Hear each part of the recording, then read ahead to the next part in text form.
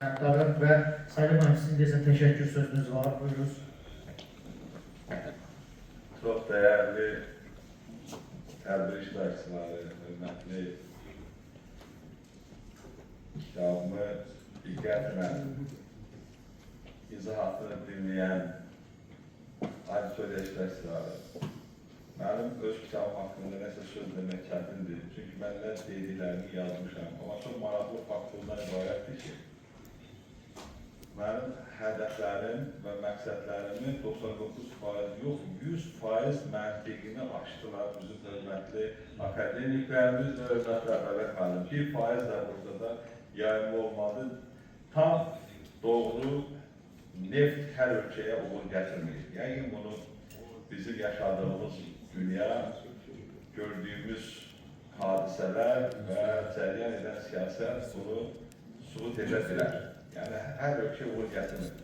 Amma məhz ulu öndərimiz Heydər Əliyevin və onun siyasi varisi İlham Əliyevin, cənab prezidentimizin timsalında neftin necə bir ölkəyə uğur gətirdiyini, neftin insanların tarihində necə müsbət rol oynadığını, nəinki öz ölkəsinin, hətta regionun bugün Avropanın enerji təhlükəsizliyində Azərbaycanın mühüm rolu var.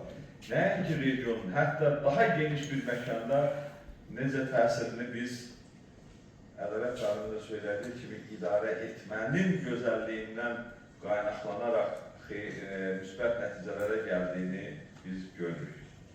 Və kitabın istəyirəm ki, çox qısaca necə oldu ki, bu kitab ərsəyə gəldi. Mən bunu deməyə bilmərəm. Biz dəniz kənarı parkda yürüyüş edirdik. Rəhmətli Xoşbəxt müəllim Yusufzadə ilə rastlaşdıq. Xoşbəxt müəllim dedi ki, bəs 30 illik gəlir. Əslin kontraktı ilə bağlı. Siz kitabı olacaqmı? Arada biz belə söhbət edirdik və dedi ki, yox, bu dəfə sən yazacaqsan bunu. Nəsə, razılaşma belə oldu ki, o da rəiç olsun və kitabda da onu xatırladı, rəiçi kimin, məsləhətçi kimin qeyd elədik. Və bu 30 illik yubileyə çatdıra bilmədik, materiallar çox uydu. 31 illiyə də çatdıramadık və nəhayət böyünə qismət oldu ki, bax, sizlə belə bir gözəl kitab təqdimatına yarışdırır. Və kitabın rəiçilərinə, hörmətli İlham müəllimə, hörmətli Arif müəllimə xüsusi təşəkkür edirəm. Kitabın ərsəyə gəlməsində çox gecə-gündüz çalışan və redaktorlarımız, Zakir müəllim İsmailova, Səməd Vəkilova təşəkkür edirəm.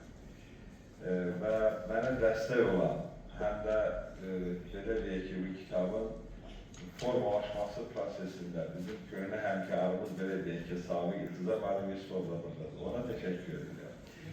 Və çox maraqlı, burada necə alındı ki, bu kitab burada təqdim olundu. Kronologik ibarəsində deyil və bu birinci bu məsləhətləşmələr böyüklərimiz Urxan müəllimin məsləhəti ilə başladı və sonra Fariz müəllim bizim otağa yazmışdı və kitabları mən təqdim elədim. Dedi, mütləq bunu mən Hafiz müəllimi göstərməliyəm. Hafiz müəllimə hörmətli bizim ziyalımız kitaba dəyər verdikdən sonra bu kitabın təqdimatını məhz enerji ilə bağlı olduğu üçün bugünkü beynəlxalq enerji günündə beynəlxalq tədbirdə olması və belə bir formatda keçirilməsi məsələsi ortaya gəldi. Və Aysel xanıma da xüsusi təşəkkür edirəm ki, biz buradan qaynaqlandı, Milli Məclisinin bir yerdə komitə olaraq və beynəlxalq təşkilat olaraq bərabər tədbir təşkil etdik.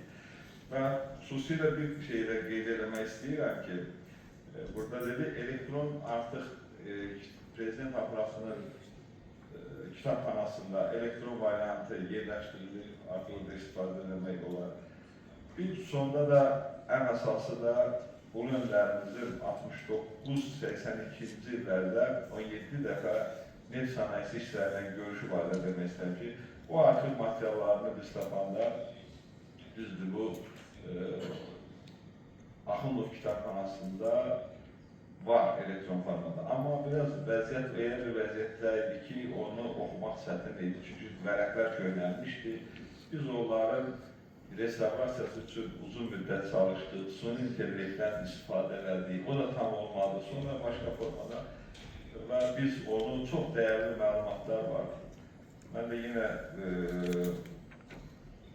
demək istəyirəm ki, bir daha hər kəsə təşəkkür edirəm, sağ olun və hesab edirəm ki, bu kitab mənim tərəfimdən Cənab Prezident İlham Əliyevin və ulu öndərimizin siyasətinə, onun apardığı Azər qürurlu, qalib və qürurlu xalqın inkişafına verdiyi töhfələrdən bəhs edir.